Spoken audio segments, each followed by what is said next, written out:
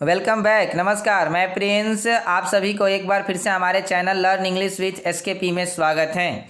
My dear, आज के इस क्लास में हम 10th हिंदी का गद्य खंड का तीसरा चैप्टर भारत से हम क्या सीखे को पढ़ेंगे। इससे पहले हमने अपने चैनल के माध्यम से हिंदी गद्य खंड का पहला और दूसरा चैप्टर, पहला चैप्टर श्रम विभाजन और जाति प्रथा जिसके लेखक भीमराव अंबेडकर थे, दूसरा चैप्टर 20 के दांत जिसके लेखक नलिन बिलोचन शर्मा थे, को अपलोड कर दिया है। अगर आप हमारे उस वीडियो को नहीं देखे हैं तो हमारे प्लेलिस्ट को चेक करें और उस वीडियो को देखने का प्रयास करें।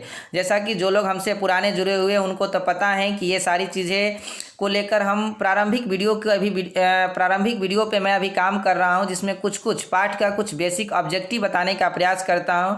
इसके बाद क्वेश्चन आंसर और भी इसके कुछ basic objective option wise video आएगी। लेकिन जो लोग हमसे नए जुड़ रहे हैं उनको एक बार मैं फिर बता दूं कि जो अभी मेरा वीडियो आ रहा है लेसन वाइज करके, वो केवल बेसिक ऑब्जेक्टिव का है। और बेसिक ऑब्जेक्टिव पढ़ने का एक फ़ायदा होता है कि पाठ को पढ़ने से पहले हमें उस पाठ के कुछ मुख्य ऑब्जेक्टिव, मुख्य बातों को पता हो जाता है कि इस पाठ में किन किन बातों का समावेश है, इस पाठ में क्या क्या दिया गया है, कौन चीज़ें इसमें पढ़ने को मिलेगा हमें। तो ये फ़ायदा होता है और हमारा ऑब्जेक्टिव क्वेश्चन भी क्लियर होता है। आप जैसा कि जानते हैं कि मैट्रिक एग्जामिनेशन में बिहार बोर्ड की तरफ से 60 ऑब्जेक्टिव पूछे जाएंगे, जिसमें से 50 हमको बनाना अनिवार्य हैं। और 50 अपने आप में बहुत बड़ा नंबर है। अगर 50 ऑब्जेक्टिव में से हमारा 45, 46 सही हो जाता है तो अपने आप में एक बहुत बड़ी बात है और हमारा अच्छा नंबर आ सकता है। जैसा कि हिंदी तो शुरू से ही एक नंबर टेकिंग विषय है, तो आई होप कि आप इस बात को समझते हैं। तो माय डियर, आप जैसा कि देख रहे हैं भारत से हम क्या सीखें, इसके लेखक कौन है, तो मैंने पिक के माध्यम से आपको समझाने का प्रयास किया है। यहाँ देखिएगा, मैक्स मुलर इसके लेखक है। मैक्स मुलर का जन्म जर्मनी में हुआ था। एक मैंने यहाँ भी पिक के माध्यम से आपको समझाने का प्रयास किया है। जर्मनी का खूबसूरत सा दृश्य है। यहाँ भी आप देख सकते हैं कि मैक्स मुलर का जन्म 1823 ईस्वी में और मृत्यु 1900 ईस्वी में हुआ है। तो सीधा सीधी सवाल आप जानिए कि भारत से हम क्या सीखे के लेखक कौन है, तो मैक्स मुलर। जन्म कहाँ हुआ? जर्मनी में। आगे की स्लाइड में इन सारी बातों का समावेश है। भारत से हम क्या सीखे, पाठ का नाम है, तीसरा लेसन है। लेखक कौन है? तो मैक्स मुलर। जन्म कब हुआ था? तो 6 दिसंबर 1823 ईस्वी को। और इनकी निधन कब हुई? तो 28 अक्टूबर 1900 ईस्वी को। जन्म स्थान कहाँ है? तो आधुनिक जर्मनी के डेसाउ नामक नगर में। पीछे वाले स्लाइड में मैं आपको एक बार फिर से दिखाना चाहूँगा कि ये जर्मनी का खूबसूरत सा दृश्य है और इनका जन्म यहीं जर्मनी में ही हुआ था 1823 ईस्वी में। इनकी मृत्यु 1900 ईस्वी में हुई। और इनके पिता का नाम क्या था? तो विल्हेम मुलर। माय डियर, ये हिंदी मिस्टेक है, टाइपिंग मिस्टेक है, क्योंकि हिंदी में टाइप करना थोड़ा कंप्यूटर की दुनिया में दिक्कत होता है। ये होगा विल्हेम, आधा ल है होगा, विल्हेम मुलर। आप देख लेंगे बुक के माध्यम से इसको। अगला पॉइंट है कि जब मैक्स मुलर 4 वर्ष के थे तो उनके पिता की मृत्यु हो गई। माय डियर, एक दुखद बात है कि मात्र 4 वर्ष की छोटी सी अवस्था में ही इनके सर से इनके पिता का छाया हट गया, जो बहुत दुखद बात थी। लेकिन इनके पढ़ने लिखने में इसका कोई असर नहीं पड़ा। ये अपनी पढ़ाई को जारी रखे और अपना नाम खुद ब खुद और अपने पिता का भी नाम रोशन किया, जिससे आज हम इनको पढ़ते हैं, जानते हैं। आगे लिखा हुआ है, बचपन में ही मैक्स मुलर संगीत के अतिरिक्त ग्रीक और लैटिन भाषाओं में निपुण हो गए। वह लैटिन भाषा में कविता भी लिखने लगे थे। माय डियर, बचपन से ही प्रतिभाशाली व्यक्ति थे। संगीत के अतिरिक्त ग्रीक और लैटिन भाषा में भी इनको बहुत रुचि थी और लैटिन भाषा में कविता भी लिखते थे। तो माय डियर, आगे की स्लाइड में और कुछ बातों को जानेंगे। देखिए, मैंने पिक्चर के माध्यम से आपको समझाने का प्रयास किया है। जर्मनी देखिए कितना खूबसूरत शहर है। एक दृश्य इधर है जर्मनी का, क्या नज़ारा है आप देख सकते हैं। पिक्चर के माध्यम से समझिए कितना अच्छा जर्मनी है। माय डियर, हम इंडियन हैं, हमारा इंडिया भी अच्छा है, बट ऐसा नहीं कि हमारा इंडिया अच्छा है तो और भी देश अच्छे नहीं हैं। जर्मनी का भी देखिए आप कितना अच्छा दृश्य है। एक और इधर बगल में एक और दृश्य आपको दिख रहा है जर्मनी का, खूबसूरत सा नज़ारा है, जिसके माध्यम से आप समझ सकते हैं कि यहीं पे मैक्स मुलर साहब का जन्म हुआ था। आगे की स्लाइड में हम जानेंगे, मैक्स मुलर ने हितोपदेश, कंट और केन तथा मेघदूत का जर्मन भाषा में अनुवाद किया। माय डियर, ये VVI हैं। हर बार इस सवाल में, हर बार एग्जामिनेशन में पूछा जाता है कि मैक्स मुलर ने किन किन किताबों का जर्मन भाषा में अनुवाद किया। तो हितोपदेश, कंट और केन और मेघदूत का जर्मन भाषा में मैक्स मुलर ने अनुवाद किया। मेघदूत को आप जानते हैं संस्कृत की अनुपम कृति मानी जाती है मेघदूत, जिसके राइटर हैं कालिदास। आगे देखेंगे स्वामी विवेकानंद ने मैक्स मुलर को वेदांतियों का भी वेदांती कहा। माय डियर, स्वामी विवेकानंद को कौन नहीं जानता है, आप भी जानते होंगे, आई होप, ये अपने भारत के हैं। इन्होंने मैक्स मुलर से इतना प्रभावित हुए कि उन्हें वेदांतियों का भी वेदांती कहा। ये वेदांतियों का वेदांती क्या है, तो वेदों को सबसे ज़्यादा ज्ञान रखने वाला, नहीं, वेदों को भी सबसे ज़्यादा पढ़ने वाला, सबसे ज़्यादा वेदों में आस्था रखने वाला कौन है, तो मैक्स मुलर है। माय डियर, ये अपने आप में एक बड़ी बात है कि जो हमारे यहाँ का इंडियन नहीं है, जिसका जन्म जर्मनी में होता है, वो व्यक्ति वेद में इतनी गहरी आस्था रखता है, जबकि हमारे कई ऐसे इंडियन लोग हैं, कितने लोग मिल जाएंगे जो जिनको वेद दूर दूर तक उनको पता नहीं रहता है। बट मैक्स मुलर जो है जर्मनी के होते हुए भी वेदों का इन्होंने अध्ययन किया। आगे और भी बातें जान करके आपको बहुत ज़्यादा विचलित होंगे आप कि एक मैक्स मुलर नामक व्यक्ति जो जर्मन से बिलोंग करने वाला व्यक्ति है, जर्मनी का रहने वाला है, वो भारत की परंपराओं और भारत की विद्याओं से कितना वो, मतलब कि एक बात कहें तो कितना वो प्रभावित हैं। आगे देखें, मैक्स मुलर के प्रकांड पंडित से प्रभावित होकर महारानी विक्टोरिया ने उन्हें नाइट की उपाधि प्रदान की थी। माय डियर, ये नाइट बहुत बड़ा उपाधि होता है। जैसे कि आपने यहाँ भारत में भारत रत्न दिया जाता है, उसी तरह इंग्लैंड में नाइट की उपाधि दी जाती है। तो मैक्स मुलर से महारानी विक्टोरिया इतनी प्रभावित हुई कि उन्होंने उन्हें नाइट की उपाधि थी, लेकिन मैक्स मुलर को यह पदवी अत्यंत तुच्छ लगी और उन्होंने इसे अस्वीकार कर दिया। यही होता है माय डियर एक महान आत्मा जो किसी चीज़ से लोभ नहीं रखती हैं, किसी प्रकार का उसके अंदर लोभ नहीं होता है, वो सच को स्वीकार करता है। और मैक्स मुलर भी उनमें से एक थे जो वेदों की आस्था को स्वीकार किया, वेदों का अध्ययन किया, और कोई भारत का व्यक्ति उन्हें वेदांतियों का वेदांती कहता है, ये अपने आप में एक बहुत बड़ी गर्व की बात है। आगे देखेंगे, मैक्स मुलर को जितना जर्मनी से प्यार था उतना ही भारत की परंपराओं से। माय डियर, ये भी एक बहुत ही अपने लिए गर्व की बात है, हम सभी इंडियन के लिए गर्व की बात है कि मैक्स मुलर को जितना जर्मनी से, वो उनकी जैसे एक तरफ से नेटिव प्लेस था, वो उनका जन्मभूमि है, तो उससे तो उनको प्यार था ही जर्मनी से, बट भारत की परंपराओं से भी उन्हें बहुत ज़्यादा प्यार था, बहुत ज़्यादा उनको भारत की परंपराएँ अच्छी लगती थी। प्रस्तुत पाठ भारत से हम क्या सीखे, एक प्रकार का भाषण है। माय डियर, मैंने बताया था साहित्य की विधा होती हैं, हर साहित्य में हर पाठ कहानी नहीं होता है, कोई निबंध, संस्मरण, जीवनी, भाषण, तो इसी तरह ये क्या है, तो एक प्रकार का भाषण है, ये भी VVI है। आगे देखेंगे, इस भाषण के माध्यम से मैक्स मुलर बताते हैं कि सर्वविध संपदा और प्राकृतिक सौंदर्य से परिपूर्ण अगर कोई देश है तो वो भारत है। सर्वविध राइटिंग मिस्टेक है, आप देखेंगे कि हिंदी में मैंने पहले बताया कि थोड़ा सा टाइपिंग करने में दिक्कत होती हैं। तो इस भाषण के माध्यम से मैक्स मुलर ने बताया है कि सर्वविध संपदा और प्राकृतिक सौंदर्य से परिपूर्ण, यानी सबसे अच्छा अगर प्राकृतिक सौंदर्य कहीं है, सर्वविध संपदा सब कुछ अगर कहीं है, तो वो कौन सा देश है, भारत, जहाँ पे 3-4 ऋतुएं होती हैं, हर चीज़ हैं, पर्वत हैं, पहाड़ हैं, हर तरह की प्रकृति वहाँ पे निवास करती है, वो कौन सा देश है, तो भारत है। आगे की स्लाइड में और भी कुछ बातों को जानेंगे। इस भाषण के माध्यम से मैक्स मुलर ने बताया है कि यदि आप भूविज्ञान में रुचि रखते हैं तो हिमालय से श्रीलंका तक का विशाल भूप्रदेश आपकी प्रतीक्षा कर रहा है।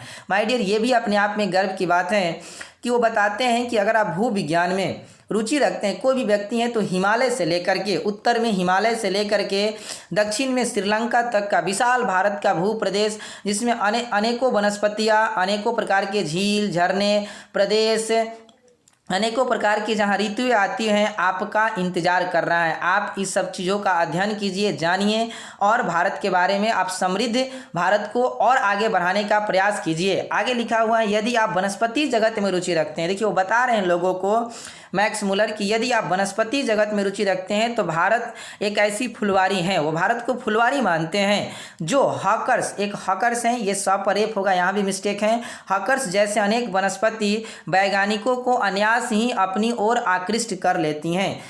तो वो वनस्पति जगत के लोगों को बता रहे हैं कि वनस्पति इतनी अच्छी भारत में मिलती हैं, हॉकर्स जैसी वनस्पति जो रेयरेस्ट ऑफ रेयर हैं, दुर्लभ हैं, वैसी वनस्पति भी अनायास ही भारत में मिलती हैं। और वैज्ञानिक जो है, भारत के वनस्पति वैज्ञानिक, वो न चाहते हुए भी इन वनस्पतियों की तरफ आकृष्ट हो जाते हैं, यानी कि उसकी तरफ उनका लगाव बढ़ता है। आगे देखेंगे, इस भाषण के माध्यम से वो बताते हैं कि जब वारेन हेस्टिंग्स भारत का गवर्नर जनरल था तो उसे वाराणसी के पास 172 दारिस नामक सोने के सिक्के से भरा एक घड़ा मिला था। अभी पिछले साल एग्जामिनेशन में ये सवाल पूछा गया था। तो माय डियर ये भी समझिए कि वो बता रहे हैं कि जब वारेन हेस्टिंग्स भारत का गवर्नर जनरल था तो वाराणसी के पास, बनारस अपना इलाहाबाद वाराणसी के पास 172 दारी सोने के सिक्के से भरा घड़ा मिला था। बताइए, भारत सोने की चिड़िया कहा जाता था। कितना समृद्ध देश है भारत। बट अनफॉर्चुनेटली हमें कहना पड़ता है कि भारत आज जो भारत की स्थिति है वो कुछ हद तक वैसी नहीं है, क्योंकि आज भारत में शिक्षा, रोटी, कपड़ा, मकान की बहुत ज़्यादा मात्रा में कमी देखने को मिल जाती हैं। ये एक सच्चाई है और इससे हम सब मिलकर के इसको दूर करने का प्रयास करना चाहिए। वही सोने की चिड़िया फिर से चाहे तो हम भारत को बना सकते हैं। आगे देखेंगे, मैक्स मुलर बताते हैं कि यदि आप भाषा विज्ञान में रुचि रखते हैं, माय डियर पहले उन्होंने क्या बताया, भू विज्ञान में रुचि रखते हैं, दूसरा वनस्पति विज्ञान में रुचि रखते हैं, अब बता रहे हैं कि भाषा विज्ञान।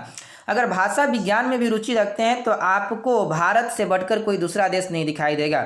माय डियर, भारत को विविधताओं में एकता का संदेश दिया जाता है, जहाँ पे अनेकों भाषा हैं, अनेकों प्रकार के धर्म हैं और सब लोग मिलजुल करके रहते हैं भाषा को लेकर के। माय डियर न केवल भाषा बल्कि भाषा विज्ञान, जिसको कि हम लिंग्विस्टिक के नाम से भी जानते हैं, यानी कि लैंग्वेज साइंस के भी नाम से जानते हैं। तो भाषा विज्ञान में भी अगर आप रिसर्च करना चाहते हैं, भाषा के प्रति भी आपकी अगर अगाध आस्था है, तो आप भारत से सीख सकते हैं भाषाओं को। अनेकों प्रकार की भाषा, भोजपुरी, बंगाली, मराठी, तमिल, तेलुगु, अनेकों प्रकार की भाषा को आप सीख सकते हैं। अनेकों प्रकार की भाषा में अनेकों प्रकार के साहित्य लिखे गए हैं। बांग्ला साहित्य अलग हैं, भोजपुरी साहित्य अलग हैं, आप देखेंगे कि तेलुगु साहित्य अलग है, मलयालम अलग है, कन्नड़ अलग है, उड़िया अलग है। तो अनेकों प्रकार की साहित्य आपको भाषा से संबंधित साहित्य भारत में देखने को मिल जाएगा। तो वही बता रहे हैं कि अगर आप भाषा विज्ञान में भी रुचि रखते हैं तो आपको भारत से अच्छा कोई देश नहीं मिलेगा, क्योंकि वो बता रहे हैं कि भारत में शब्दों का ही नहीं बल्कि व्याकरण तत्वों का भी समावेश होता है। माय डियर, ये सबसे ज़रूरी बात है। हम लोग जब भी अंग्रेजी बोलते हैं, आई होप कि आप जब हमें अंग्रेजी बोलते हुए सुनेंगे तो देखेंगे कि ग्रामर को लेकर चलते हैं, ग्रामर का मिस्टेक नहीं करते हैं, ग्रामर को ध्यान रखते हुए अंग्रेजी बोलने का प्रयास करते हैं। बट अगर वही डोनाल्ड ट्रंप, अमेरिकन लोग अंग्रेजी बोलेंगे तो उनमें व्याकरण का समावेश नहीं होता है, वो डायरेक्ट अंग्रेजी बोल देते हैं, पता ही नहीं चलेगा आपको कि कब क्या बोल दिए। तो माय डियर, भारत में भाषा को लेकर केवल शब्द ही नहीं बने बल्कि शब्दों को परिष्कृत करने के लिए, उनको एक उम्दा कोटि प्रदान करने के लिए व्याकरण का निर्माण हुआ और व्याकरण की कसौटी पर भाषा को परखा गया, तब जाकर के भाषा बनी भारत में। माय डियर, थोड़ा लंबा चैप्टर है और भी इसके आगे हैं और ये शायद हमारा नेक्स्ट अंतिम स्लाइड है, आप यहाँ देख सकते हैं, ख़त्म है। और भी चीज़ों को हम बताना चाहेंगे आपको। मैक्स मुलर ने बताया है कि ग्रीक और लैटिन भाषाओं की साहित्य से पुराना साहित्य संस्कृत का है। माय डियर, अनफॉर्चुनेटली कहना पड़ता है, दुर्भाग्यवश, कि आज भारत में जो संस्कृत की स्थिति है वो कुछ हद तक ठीक नहीं है। लेकिन बताइए, मैक्स मुलर जैसे लोग बताते हैं कि ग्रीक और लैटिन भाषाओं की साहित्य से पुराना अगर किसी भाषा का साहित्य है तो वो है संस्कृत साहित्य, जिसका विकास भारत में हुआ। यानी कि सबसे पुराना साहित्य माना जाता है, सबसे समृद्ध साहित्य की ग्रीक और लैटिन भाषा का है। लेकिन इनसे भी पुराना साहित्य किसका है, तो संस्कृत का है। लेकिन आज के दौर में कुछ लोग और हम भारत के लोग ही संस्कृत के प्रति अपनी रुचि को खत्म करते जा रहे हैं। ये अपने आप में एक बहुत ही दुखद बात है और हमारे लिए ये खतरनाक भी साबित होने जा रहा है। आगे देखेंगे, आगे मैक्स मुलर ने बताया है कि संस्कृत भाषा और उसका साहित्य 3000 से भी अधिक लंबे काल तक फैला हुआ है। माय डियर, आपको सोच के भी डर लगेगा, आप अगर कभी इस टेक्स्ट को पढ़े, पूरी किताब को पढ़े, मैं भी आपको पढ़ाना चाहूँगा कि कितने तरीक़ों से, कितनी बातों को मैक्स मुलर ने बताया है कि भारत में किन किन चीज़ों का समावेश है। बट आज की स्थिति को देखते हुए हम कह सकते हैं कि आज के बच्चे, आज के लोग, हम लोग इस चीज़ों को नहीं जान पाते हैं और इससे अनिभज्ञ रहते हैं। तो सोचिए, संस्कृत आज के डेट में संस्कृत की जो दशा है, संस्कृत साहित्य जो है वो आपसे छुपा हुआ नहीं होगा। जो लोग हमारी वीडियो को देखते हैं, आप भी देख लीजिए कि संस्कृत हम लोग को कितना आता है, संस्कृत कितना हम पढ़ना चाहते हैं। तो ये बता रहे हैं कि संस्कृत साहित्य जो है 3000 से भी अधिक लंबे समय तक फैला हुआ है। और यूनान ये गलत लिखा हुआ है, मिस्टेक है यहाँ, यूनान के संपूर्ण साहित्य से भी कहीं अधिक विशाल है। ये कुछ नहीं है, यूनान के संपूर्ण साहित्य से भी अधिक विशाल है। यानी कि संस्कृत साहित्य जो है यूनान के पूरे साहित्य से विशाल है। जबकि यूनान के साहित्य को सबसे ज़्यादा, जिसमें मिस्र का साहित्य आता है, पिरामिड की चर्चा है, यूनान का साहित्य माना जाता है कि सबसे समृद्ध है। लेकिन उससे समृद्ध, उससे बड़ा, उससे आगे ये किसको मानते हैं, संस्कृत साहित्य को मानते हैं।